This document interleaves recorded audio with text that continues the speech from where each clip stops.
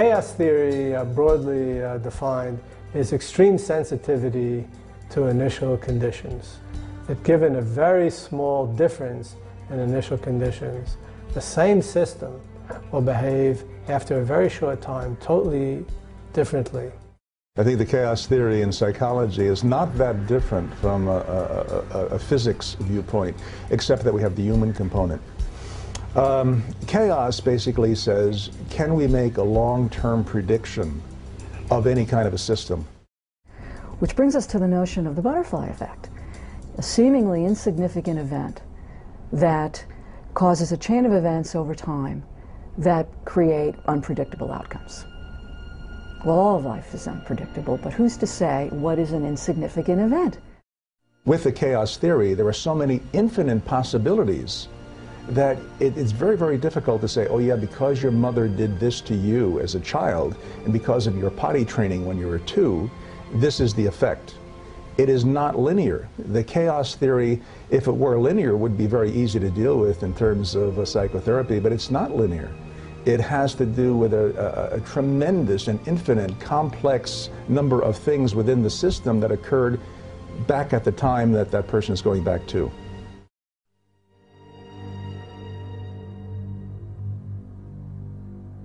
Edward Lorenz was a professor at the Massachusetts Institute of Technology who studied the dynamics of atmospheres, in particular the Earth's atmosphere. And he made a simple model of the Earth's atmospheric dynamics, or at least he abstracted a simple mathematical model which contained some essential features of the dynamics of atmospheres. And yet this atmosphere, or this atmosphere model, this toy model, was capable of exhibiting chaotic behavior.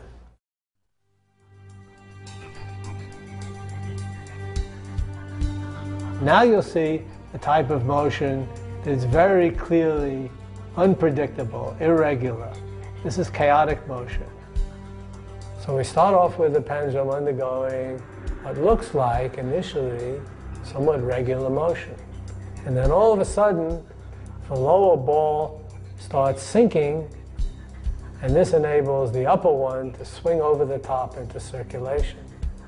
And very rapidly, in less than half a minute, the bottom pendulum and the top pendulum separate and do their independent dances.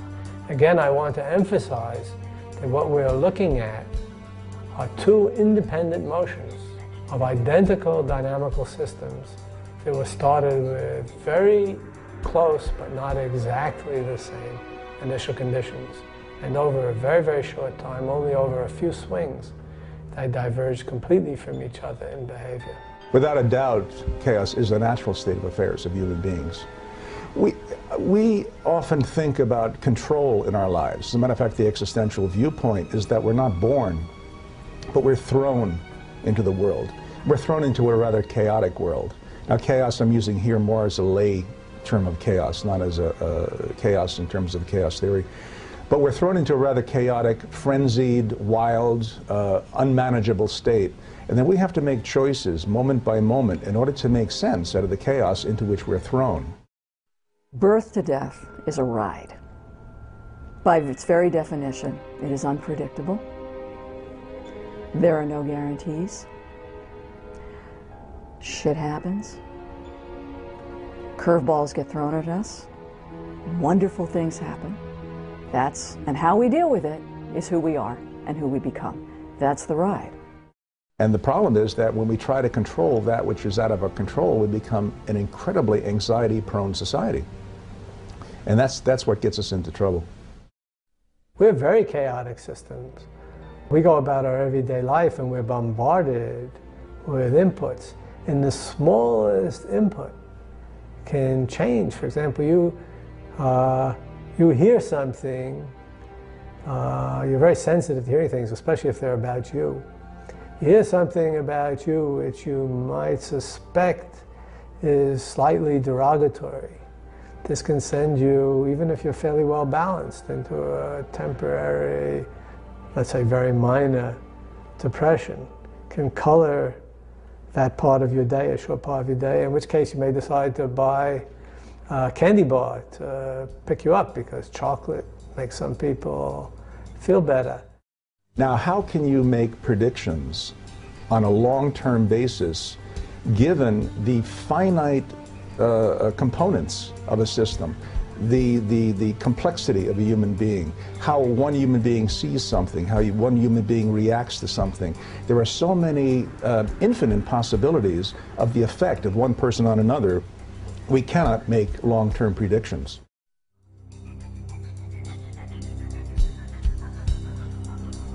To want to invite information that we have spent a lifetime avoiding knowing because we're terrified of how that may change the system, how that may create chaos in the system, is a very compelling challenge. We have all these small inputs. We don't normally think of them that way, but if you sometimes feel a little bit depressed or a little bit elated, and you think about it, it may be some very, very small thing that made you that way. Just looking at something that's extremely pretty, which catches your eye and so on, may make you feel much better. And that can, so we're extremely sensitive to that, and I would say we're chaotic.